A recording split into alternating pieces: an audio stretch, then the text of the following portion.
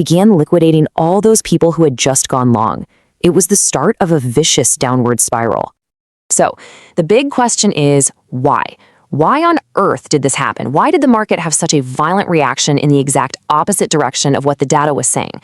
Well, the answer isn't about simple logic. It's way more complex, a mix of market psychology, how traders were positioned, and the raw mechanics of the market. Okay, we can actually break this whole paradox down into 3 main reasons. And look, each one of these is a powerful force on its own, but when they all hit at the same time, they just completely overwhelmed that bullish story everyone was telling. First up, and this is probably the biggest one, is something called a growth scare.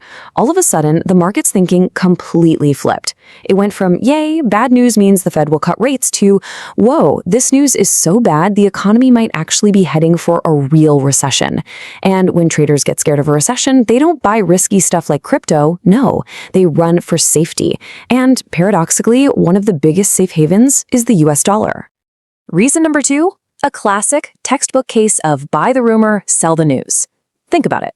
This trade was so obvious, so talked about, so crowded that anyone who wanted to buy had already done so in the days and weeks before the report. So when the news finally hit, the news everyone expected, there was nobody left to buy. The only people left were the ones who were ready to sell and take their profits. And that brings us to the third and final piece, the leverage cascade. All that selling from the sell the news crowd started to push prices down, and as prices dipped, it triggered automated liquidations, basically forced selling for people who had borrowed money to trade. This forced selling pushes prices down even more, which then triggers more liquidations. It's a nasty domino effect that just feeds on itself. Okay, so we've just unpacked the why behind all that chaos, but that leads to the next logical question, right? What does this mean for the path ahead? What should traders be looking for now? Now that the dust has settled a bit, all eyes are on 3 key indicators to figure out the next move. First, you've got to watch the US dollar index, the DXY. A stronger dollar is almost always a headwind for crypto. Second is the big one, inflation data, the CPI.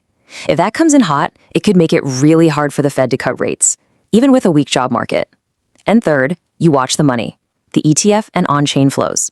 Are the big institutional buyers coming back in after the shakeout, or are they staying on the sidelines? So, based on the analysis, the strategy moving forward isn't to panic sell or try to bet against the market. Actually, it's the opposite. The idea is to see this volatility as an opportunity. The plan? Buy on these dips, buying into the weakness, but, and this is the crucial part, with super strict risk management. You have to use stop losses to make sure you protect your capital if the selling isn't over.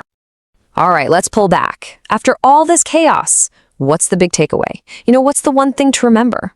It really comes down to a single word: perspective. And this quote is so important for anyone trying to navigate these wild markets. If you're staring at a 1-minute chart on a day like that, it honestly feels like the world is ending. It's terrifying. But that short-term noise often hides the bigger picture, the more important long-term trend. And this timeline just shows that perfectly. When you finally zoom out from that scary, chaotic chart, you see it. That huge, dramatic drop was really just one bad day, one burst of volatility inside a much healthier, months-long uptrend that's still very much intact.